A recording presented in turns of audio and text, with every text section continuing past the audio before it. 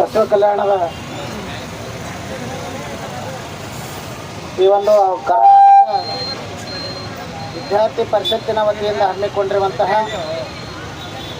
ವಿದ್ಯಾರ್ಥಿಯ ಸುರಕ್ಷತೆಯ ಬಗ್ಗೆ ಇಲ್ಲಿವರೆಗೂ ಕೂಡ ಪಂಚಾಯತ್ ರಾಜ್ ಕಾಲೇಜಿನ ಪ್ರಾಂಶುಪಾಲರು ಆಗಿರುವಂತಹ ಸಿದ್ಧಾರ್ಥ ಬಾವಿದೊಡ್ಡಿಯವರು ಒಂದು ವಿನೂತನವಾಗಿರುವಂತಹ ಹೆಣ್ಣು ಮಕ್ಕಳಿಗೆ ಧೈರ್ಯವನ್ನು ತುಂಬಬೇಕು ಅಂತಕ್ಕಂಥ ಭಾವದಿಂದ ಇವತ್ತು ಬೃಹತ್ ಪಾದಯಾತ್ರೆಯನ್ನು ಈ ಬಸವ ಕಲ್ಯಾಣ ನಗರದ ಆದ್ಯಂತ ಕಾಲ್ನಡಿಗೆ ಮುಖಾಂತರವಾಗಿ ಜಯಘೋಷ ಮಾಡುತ್ತಾ ಈ ಒಂದು ಮಹಿಳೆಯರ ಸುರಕ್ಷತೆಯ ಕೂಗನ್ನು ಕೂಗ್ತಾ ಒಂದು ಸಂದೇಶವನ್ನು ಕೊಟ್ಟಿದ್ದಾರೆ. ಬಹುಶಃ ಇದು ವಿನೂತನವಾಗಿರುವಂತಹ ಕಾರ್ಯಕ್ರಮ. ಬಸವ ಕಲ್ಯಾಣದಲ್ಲಿ ಇವತ್ತು ಈ ಒಂದು ಕಾರ್ಯಕ್ರಮದಲ್ಲಿ ಭಾಗಿಯಾಗಿರುವಂಥ ನಮ್ಮ ಆಕಾಶ್ ಖಂಡಾಳೆ ಅವರೇ, ಸಿದ್ಧಾರ್ಥ ಬಾವಿದೊಡ್ಡಿ ಅವರೇ ಹಾಗೂ ಈ ಒಂದು ಪಾದಯಾತ್ರೆಯಲ್ಲಿ ಭಾಗಿಯಾಗಿರುವಂಥ ಎಲ್ಲ ಅನುಭವಿಗಳೇ, ವಿದ್ಯಾರ್ಥಿನಿಯರೇ, ಇದೊಂದು ಅದ್ಭುತವಾಗಿರುವಂತಹ ಕಾರ್ಯಕ್ರಮ ನಾರಿ ಶಕ್ತಿ ಅಂತಕ್ಕಂಥದ್ದು. ಇದು ನಾರಿ ಶಕ್ತಿ ಸಾಮಾನ್ಯವಾಗಿರುವಂಥ ಶಕ್ತಿ ಅಲ್ಲ. ಹೆಣ್ಣು ಒಂದು ಕಲಿತರೆ ಶಾಲೆ ಬಂದು ತೆಗೆದಂತೆ ಎನ್ನುವ ಈ ಒಂದು ಕಾಲದಲ್ಲಿ ಹೆಣ್ಣಿನ ಮೇಲೆ ಅತ್ಯಾಚಾರ ಆಗಿರಬಹುದು, ಹೆಣ್ಣಿಗೆ ಹತ್ಯೆಯನ್ನು ಮಾಡುವಂಥದ್ದಾಗಲಿ ಹತ್ತಾರು ಕೆಲಸಗಳನ್ನು ಸಂಚನ ಇವತ್ತು ಮಾಡ್ತಾ ಬರ್ತಾ ಇದ್ದಾರೆ.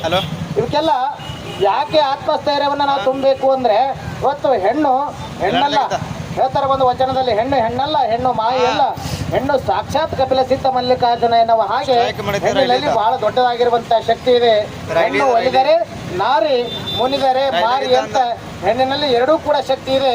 ಆ ಎರಡೂ ಶಕ್ತಿಗಳನ್ನ ತುಲನಾತ್ಮಕವಾಗಿ ಇಟ್ಟುಕೊಂಡು ಎಲ್ಲರಿಗೆ ಚಾಟಿ ಎತ್ತು ಬೀಸುವಂತ ಕಾರ್ಯವನ್ನ ಈ ಎಲ್ಲ ನಾರಿಯರು ಮಾಡಬೇಕು ಅಂತಕ್ಕಂಥ ಒಂದು ಹಂಬಲವನ್ನ ಇಟ್ಕೊಂಡು ಇವತ್ತು ನಾರಿ ಶಕ್ತಿ ಬಹಳ ದೊಡ್ಡದಾಗಿರುವಂಥದ್ದು. ಇವತ್ತು ನಾವು ನೋಡ್ತಾ ಇದ್ದೀವಿ, ಭಾರತ ದೇಶ ಅಂತ ಹೇಳ್ತೀವಿ, ಭಾರತೀಯ ಅಂತೀವಿ. ಆ ಭಾರತ ದೇಶದ ಹೆಸರಿನಲ್ಲಿ ಹೆಣ್ಣಿಗೆ ಗೌರವ ಇದೆ. ಹೀಗಾಗಿ ಅನೇಕ ನದಿಗಳ ಹೆಸರು ಕೂಡ ಹೆಣ್ಣಿನ ಮೇಲೆ ಇರುವಂಥದ್ದು. ಹೆಣ್ಣಿಗೆ ಗೌರವ ಪ್ರಧಾನವಾಗಿರುವಂಥ ಈ ಒಂದು ದೇಶದಲ್ಲಿ ಹೆಣ್ಣಿಗೆ ಗೌರವನ ಸಿಗ್ತಾ ಇಲ್ಲ. ದಿನ ಬೆಳಗಾದರೆ ಅನೇಕ ಅತ್ಯಾಚಾರಗಳನ್ನು ನಡೀತಾ ಇದ್ದಾವೆ. ಹೆಣ್ಣು ಸುರಕ್ಷಿತವಾಗಿ ಕಾಣ್ತಾ ಇಲ್ಲ ಅಂದರೆ ಇದಕ್ಕೇನು ಕಾರಣ ಅಂದರೆ ನಾವೇ. ಯಾಕಂತ ಕೇಳಿದ್ರೆ ನಮ್ಮ ಉಡುಗೆ ಆಗಿರ್ಬೋದು, ತೊಡುಗೆ ಆಗಿರ್ಬೋದು, ನಾವು ನಡಿಗೆಯಲ್ಲೂ ಕೂಡ ದಿಟ್ಟತನದ ನಡಿಗೆಯನ್ನು ನಡ್ಕೊಂಡು ಹೋದರೆ ಯಾವ ಗಂಡಸು ಕೂಡ ನಮಗೆ ಕಣ್ಣು ಹಾಕಿ ನೋಡೋಕ್ಕೆ ಸಾಧ್ಯ ಇಲ್ಲ. ಆದರೆ ಆ ಒಂದು ಗಂಡಸ್ಥಾನ ಅಂತ ನಾವೇನು ಹೇಳ್ತೀವಲ್ಲ, ಆ ಹೆಣ್ಣಿನಲ್ಲಿ ಕಾಲಾಗ ಭಾಳ ಮೆಟ್ಟ ಚಂದ ಇರಬೇಕು. ಕಾಲಾಗ ಮೆಟ್ಟ ಚಂದಿತ್ತು, ನಾವು ಆ ನಡಿಗೆಯಲ್ಲಿ ತಾಕತ್ತಿತ್ತಂದರೆ ಯಾರು ಕೂಡ ನಮಗೆ ನೋಡೋಕ್ಕೆ ಸಾಧ್ಯ ಇಲ್ಲ. ಆದರೆ ನಾವು ಉಡುಪುಗಳನ್ನು ಕೂಡ ಹಾಗೆ ಉಡ್ತಾ ಇದ್ದೀವಿ. ಹೀಗಾಗಿ ಹೆಣ್ಣಿಗೆ ಎಲ್ಲಿ ಸುರಕ್ಷತೆ ಇದೆ? ಬಹುಶಃ ಭಾರತ ದೇಶದಲ್ಲಿ, ವಿಶೇಷವಾಗಿ ಕರ್ನಾಟಕದಲ್ಲಿ, ಅದರ ಜೊತೆಗೇನೆ ವಿಶೇಷವಾಗಿ ಬಸವ ಕಲ್ಯಾಣ ಇದು ಶರಣರ ಭೂಮಿ ಅಂತೀವಿ. ಬಸವಣ್ಣ ಸ್ತ್ರೀ ಕುಲಕ್ಕೆ ಒಂದು ಅದ್ಭುತವಾಗಿರುವಂಥ ಕಾರ್ಯವನ್ನು ಕೊಟ್ಟಿರುವಂಥ ಈ ಒಂದು ನೆಲದಲ್ಲಿ ಇವತ್ತು ಹೆಣ್ಣಿಗೆ ಗೌರವ ಸಿಗ್ತಾ ಇಲ್ಲ ಅಂದರೆ ನಿಜವಾಗ್ಲೂ ಕೂಡ ಇದು ನೋವಿನ ಸಂಗತಿ ಅಂತ ಹೇಳಬೇಕಾಗ್ತದೆ. ಬಾಬಾ ಸಾಹೇಬ್ ಅಂಬೇಡ್ಕರ್ ಅವರು ನಮಗೆಲ್ಲ ಸಂವಿಧಾನವನ್ನು ಕೊಟ್ಟರು, ಪ್ರಜಾಪ್ರಭುತ್ವ ವ್ಯವಸ್ಥೆಯನ್ನು ಕೊಟ್ಟಿದ್ದಾರೆ. ಅಲ್ಲಿ ಶ್ರೀಮಂತ ಅಲ್ಲ, ಬಡವಲ್ಲ, ಜಾತಿ ಇಲ್ಲ, ಬಂಧು ಇಲ್ಲ, ಯಾರೂ ಕೂಡ ಇಲ್ಲಿ ಇಡೀ ಸಂವಿಧಾನಕ್ಕೆ ನಾವು ಗೌರವ ಕೊಡುವ ಕಾರ್ಯವನ್ನು ಮಾಡಬೇಕಾಗಿದೆ. ಆ ನಿಮಿತ್ತವಾಗಿ ಹೆಣ್ಣು ಇವತ್ತು ಜಾಗೃತರಾಗಬೇಕಾಗಿದೆ. ದಿಟ್ಟತನದ ಏನೇ ಒಂದು ಸಂಕಟಗಳು ಬರಲಿ, ನೋವುಗಳು ಬರಲಿ, ಎದುರಿಸುವಂಥ ಕೆಲಸ ಹೆಣ್ಣನ್ನು ಮಾಡಬೇಕಾಗಿದೆ.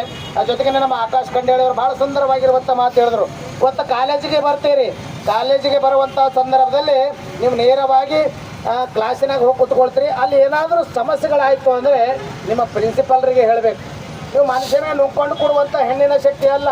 ನೀವು ಏನೇ ಒಂದು ಅಡೆತಡೆಗಳಾಯ್ತು ಅಂದರೆ ನಿಮ್ಮ ಅಣ್ಣ ಆಗಲಿ, ತಮ್ಮ ಆಗಲಿ, ಇಲ್ಲಿ ವಿದ್ಯಾರ್ಥಿ ಪರಿಷತ್ ಇರ್ತದೆ, ಪ್ರಾಂಶುಪಾಲರು ಇರ್ತಾರೆ, ಅವರಿಗೆ ಹೇಳಿದಾಗ ಅಲ್ಲಿ ಸರಿಪಡಿಸುವಂಥ ಕಾರ್ಯ ಆಗ್ತದೆ ವಿನಃ ನೀವು ಹಾಗೆ ನುಗ್ಕೊಂಡು ಕುಂದ್ರಿ ಅಂದರೆ ಅದು ಭಾಳ ಸಮಸ್ಯೆಗೆ ಈಡಾಗ್ತದೆ. ಹೀಗಾಗಿ ನನ್ನ ಅಕ್ಕ ತಂಗಿದನಿಗೆ ಹೇಳ್ತೇನೆ, ನೀವು ದಿಟ್ಟತನದ ನಡಿಗೆಯನ್ನು ಮಾಡಿರಿ, ನೀವು ತಿಲಕವನ್ನು ಧಾರಣೆಯನ್ನು ಮಾಡುವಂಥ ಕಾರ್ಯವನ್ನು ಮಾಡಿರಿ. ನಿಮಗೆ ಹೆಂಗಿರ್ಬೇಕಂದ್ರೆ ಒಳ್ಳೆ ಮೆಟ್ಟಗಳನ್ನು ಹಾಕ್ಕೊಡ್ರಿ. ನಿಮ್ಮ ಕಾಲ ಯಾವ ವ್ಯಕ್ತಿ ನೋಡ್ತಾನೆ, ಯಾವ ವ್ಯಕ್ತಿ ಕಣ್ಣು ಹಾಯಿಸಿ ನೋಡ್ದ ಅಂದರೆ ಆ ಕಾಲಾಗ ಭಾಳ ಮೆಟ್ಟ ಚಂದಿದೆ ಅಂದ್ರೆ ಕರೆಕ್ಟ್ ಇರ್ತಾನೆ. ಹೌದಾ? ನೀವು ಮತ್ತೆ ಇರ್ಲಿ ಬಿಡು ಅಂದರೆ ನಾರಿಗೆ ಗೌರವ ಆಗಂಗಿಲ್ಲ. ಆ ನಿಮಿತ್ತವಾಗಿ ಆ ನಾರಿ ಎಷ್ಟು ಸಹನ ಶಕ್ತಿ ಇದೆಯೋ ಆವಾಗ ಕಿತ್ತೂರಾಣಿ ಚೆನ್ನಮ್ಮ ನೀವೆಲ್ಲ ಕೇಳಿರಿ.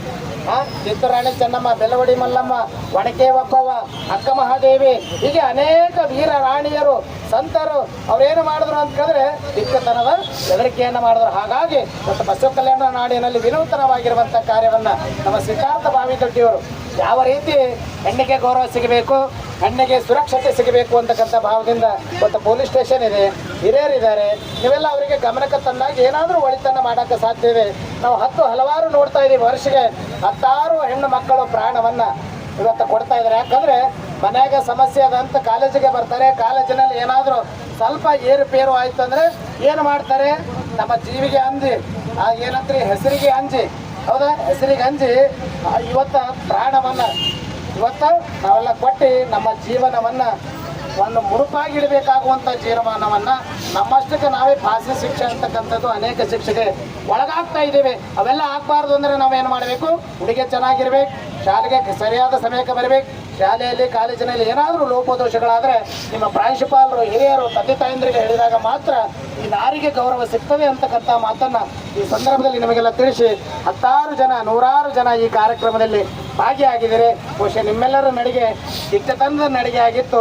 ಈ ನಡಿಗೆ ಕೇವಲ ಒಂದು ದಿನದ ನಡಿಗೆ ಆಗಬಾರ್ದು, ಜೀವನದ ಉದ್ದಕ್ಕೂ ಕೂಡ ಈ ನಡಿಗೆ ಆಗಬೇಕು ಅಂತಕ್ಕಂಥ ಮಾತನ್ನು ಈ ಸಂದರ್ಭದಲ್ಲಿ ಹೇಳ್ತಾ, ಒಳ್ಳೆ ವಿನೂತನವಾಗಿರುವಂಥ ಕಾರ್ಯವನ್ನು ನಮ್ಮ ಸಿದ್ಧಾರ್ಥ ಬಾವಿತೊಡ್ಡಿಯವರು ಮಾಡಿದ್ದಾರೆ.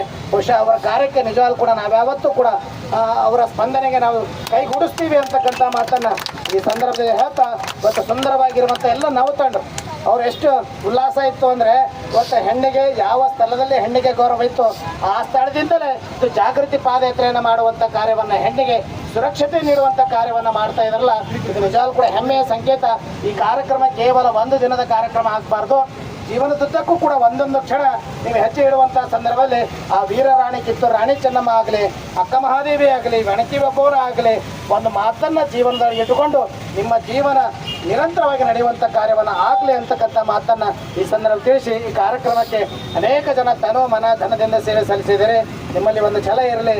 ಛಲ ಬೇಕು ಶಿವಶರಣರಿಗೆ, ಪರಸ್ತ್ರೀ ಪರಧನ ಒಲೆನೆಂಬ ಎನ್ನುವ ಹಾಗೆ